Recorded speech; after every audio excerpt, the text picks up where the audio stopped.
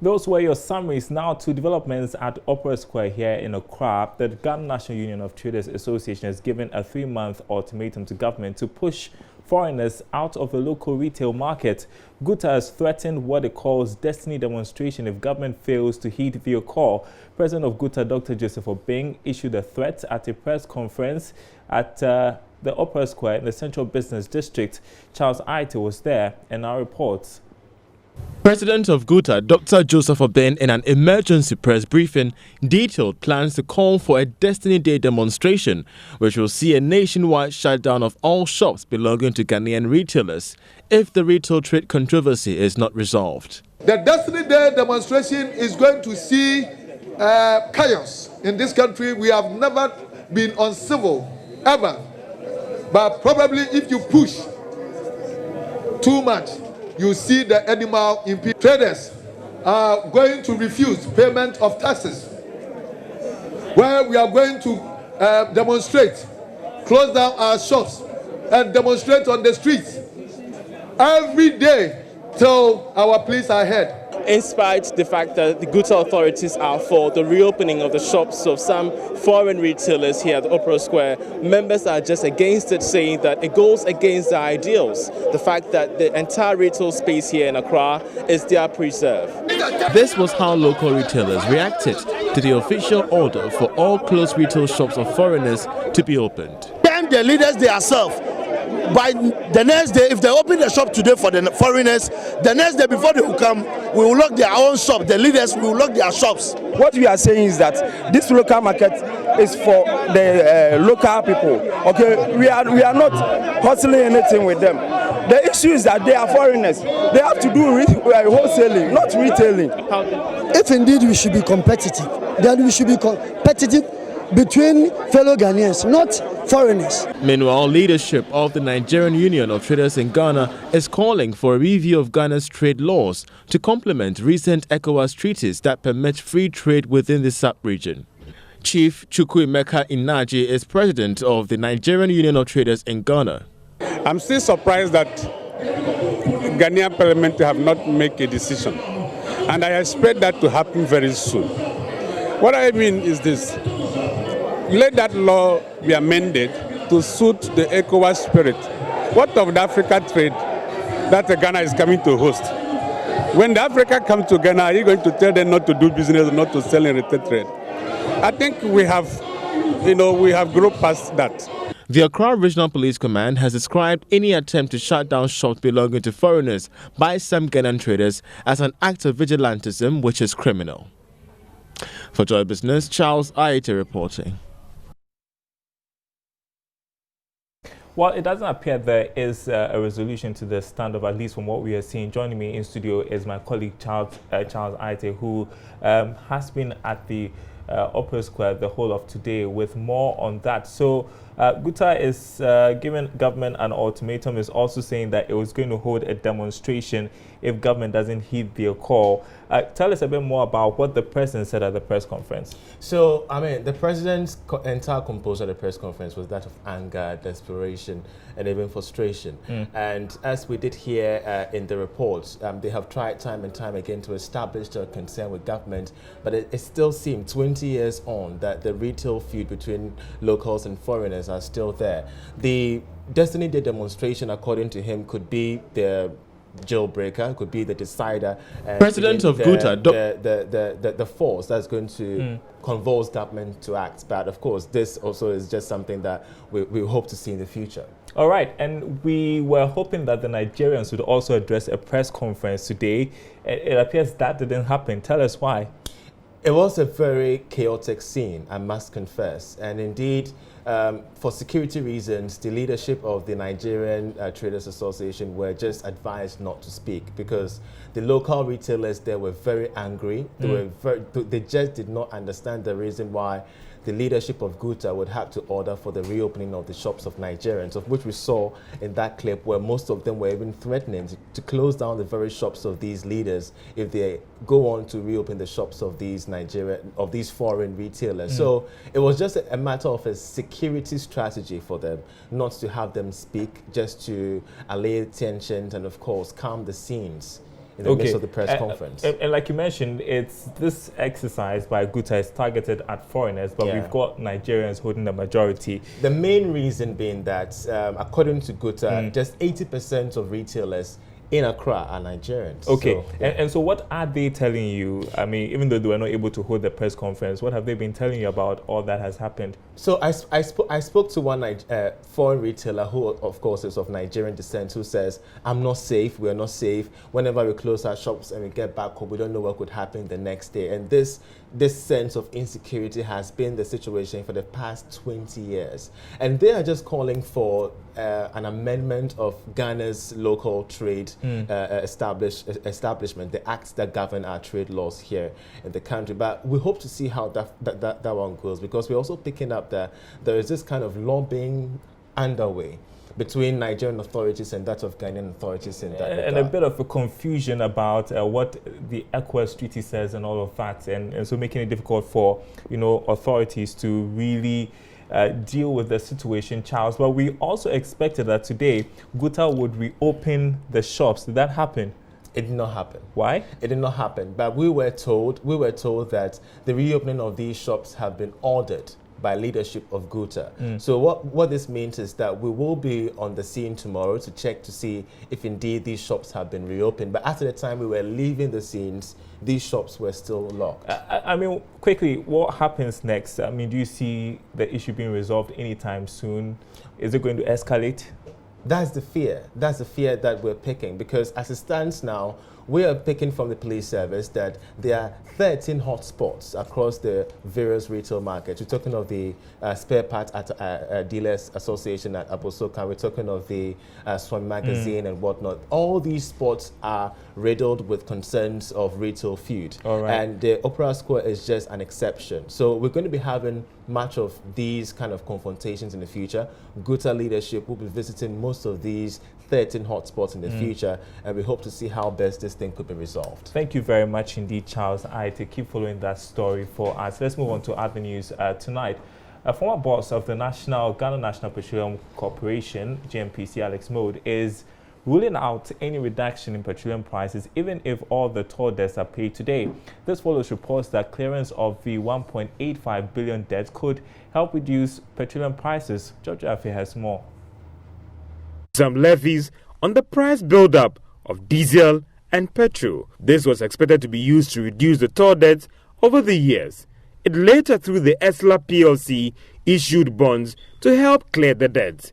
As at the end of April this year, the debt has been reduced to 1.85 billion Ghana cedis. Up to 1 billion Ghana cedis of the total debt was cleared by the ESLA PLC. Some industry watchers have argued that if these debts are cleared, then there could be a strong case made for the levies on diesel and petrol to be removed. But the former GNPC boss, Alex Mode, doesn't think so. They're not going to be able to do that because they are raising bonds. And the bonds mean that they are raising money today to clear this debt so that we pay it over a period of time. I think the ESLA has a 2024, so that means there's a 6-year or 7-year bond, and I think there's a 10-year bond as well, or a 9-year bond. That means for the remaining 9 years going forward, we will be paying this. So the answer is no. It will be in the price build-up for at least 9 years. And based on what I see, they're going to raise more bonds. So they'll be prolonging the ESLA component in the price build-up. So you and I will be paying this for the next 9 to 10 years at least. So the toll debt recovery levy on the price build-up of some petroleum products are not going anywhere. And looking at the application of the stabilization levy on the various products, well, maybe you may have to brace yourself to pay more for fuel. That is, if the city doesn't stabilize strongly against the dollar in the coming months. Well, back to issues of unfair competition. President Akufo-Addo says government is prepared to combat all forms of unfair competition for businesses in the country. The president was responding to issues raised by Managing Director and Chairman of Kedah Ghana Ceramic Company Limited at a sword cutting ceremony of the second phase of the Kedah Ghana Ceramic Company Limited at Shamar in the Western region. The president promised to check dumping of inferior goods, which creates unfair competition. I have is that so far the company has invested over 77 million United States dollars in this manufacturing plant with an annual production capacity of 14.4 million square meters of tiles. They've created more than 800 jobs in the Shama area. The operations of the company have also seen a significant reduction of importation of tiles by as much as 40%. So the contribution that this company is making to the industrial agenda of our country and to the transformation of our economy is significant. I want to assure the chairman of the company that we've established, like the trade minister said, institutions in this country to deal with the question of unfair competition of domestic industries. And dumping is one of them. And that is the Ghana International Trade Commission. I've urged the chairman to lodge immediately a complaint with the Ghana International Trade Commission, who will then be able to make recommendations to government to address this matter. We are determined to protect local industry and domestic manufacturing. And these institutions that have been set in place are essential to doing exactly that. Well, the second phase of that project, when completed in September this year, would have an annual production capacity of 21 million square meters and create more jobs. The Chinese ambassador to Ghana, Shi Ting-wan, says more than 70% of the products produced will be sold to the rest of the sub-region and in the process generate over $8 million annually. Happy to know that the second phase of this factory is about to begin production this September, making a total annual production capability of 21 million square meters. By then, the total investment will reach $77 million, providing more than 200 direct jobs and more than 300 indirect jobs. At this time, more than 70% of their products will be sold to the sub-regions, allowing this factory to pay tax revenue of more than $8 million annually every year. And so let's hear next from the Minister of Trade and Industry, Alan Chemanting, who has said that Ghana in 2018 alone produced over $12 million worth of goods and that ceramics were part of the top 30 goods, making the establishment of the Keda Ghana Ceramics Company very critical for the economy. You'll be surprised to know that every year we import over $10 billion worth of goods into our country.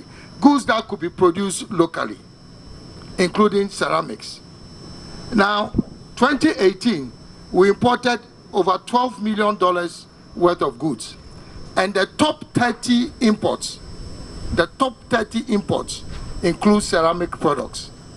So when we talk about import substitution and what Keda Ceramics alone can do to support our economy, I think you can imagine how important this is for us.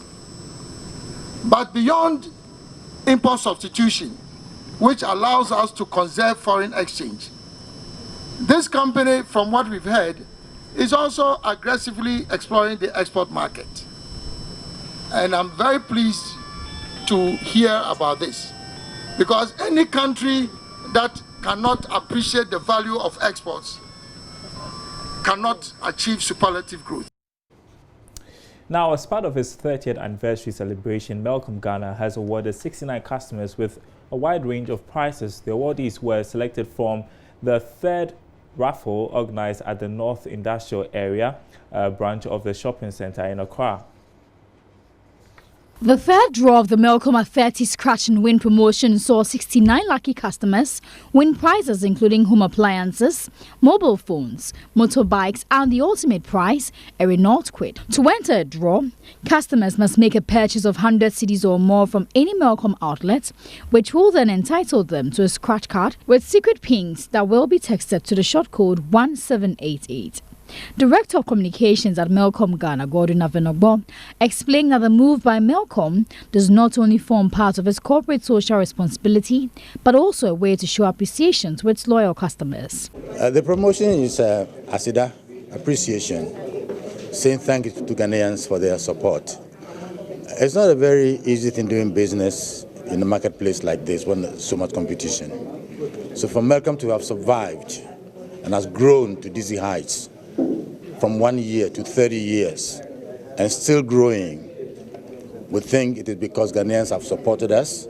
We must give back to society. Present at the third draw was one of the winners of the 30 Renault Quid from the second draw, Pearl Nyakwamingo, who expressed joy after winning.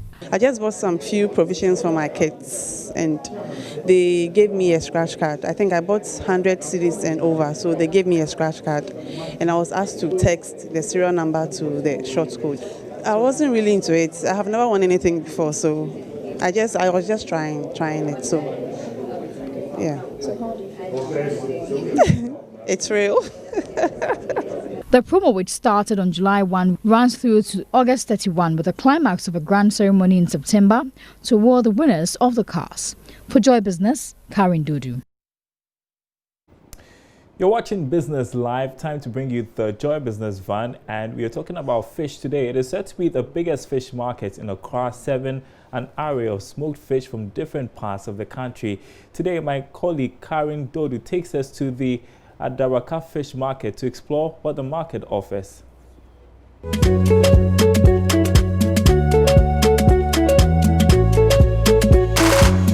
Emule, Dr. Fish, Kobe, Ajin, Apata, Oheneba, and the list goes on and on. These are just a few of the fish to pick from at the Adaraka Fish Market. Dating back to the 1980s, these women moved from the Makola market to find a place of their own. Over 30 years down the line, and it has grown into a hub not just for fishmongers from the Greater Accra region, but for other women from other parts of the country. Esti Awolo, the secretary of the National Inland Fishmongers Association, tells me that due to the popularity of the markets, women come from the hinterlands to display and sell their smoked fish.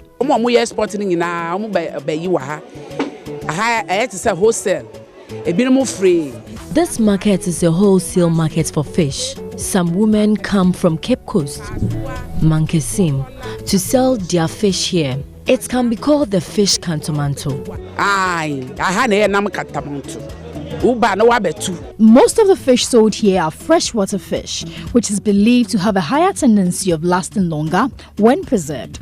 With dozens of varieties to choose from, this market has not only become a household name locally, but also popular to Ghanaian diaspora. Patience Nidaku is a trader who has been in the trade for over 20 years and is quite popular for selling to Ghanaians abroad.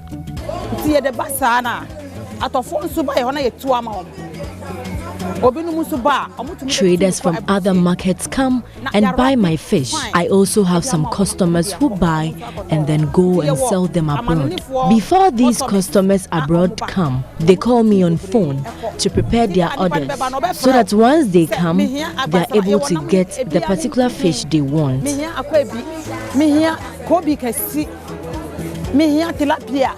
The women in the market pride in the ever-fresh nature of their fish thanks to their preservation culture.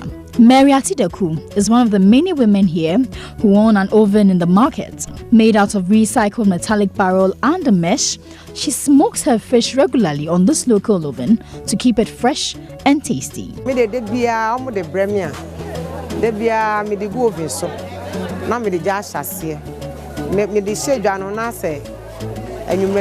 As soon as I get my fish, I re-smoke it. I do that continuously every day until I sell the fish, because I always smoke dry my fish. Every moisture is taken out, making it difficult for the fish to go bad.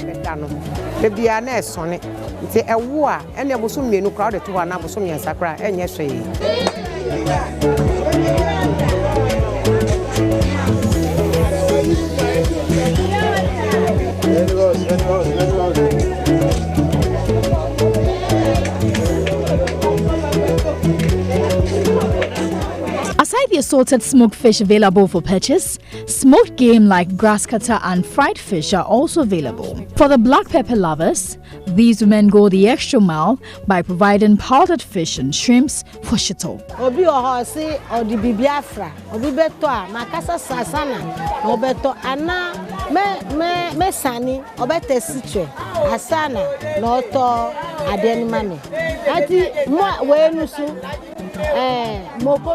My fish powder is not like the ones in other markets. It is all natural with no additives. So people usually buy my pepper, shrimps and fish powder in bulk. My shrimp powder is also not sandy because I grind the shrimp without the heads.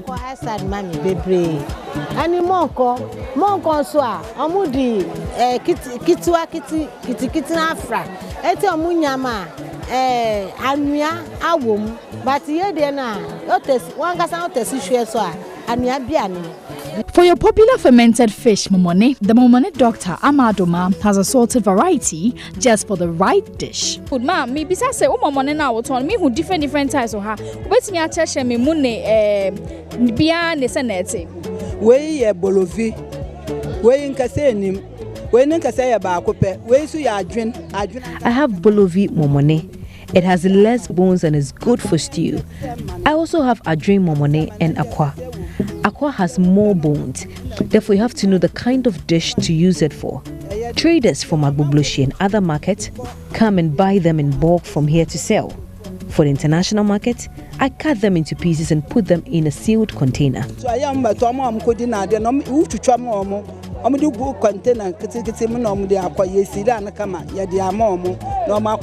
For these women, every day is a market day, as they say. So long as fishes continue to swim, man must always have the very best on his plate.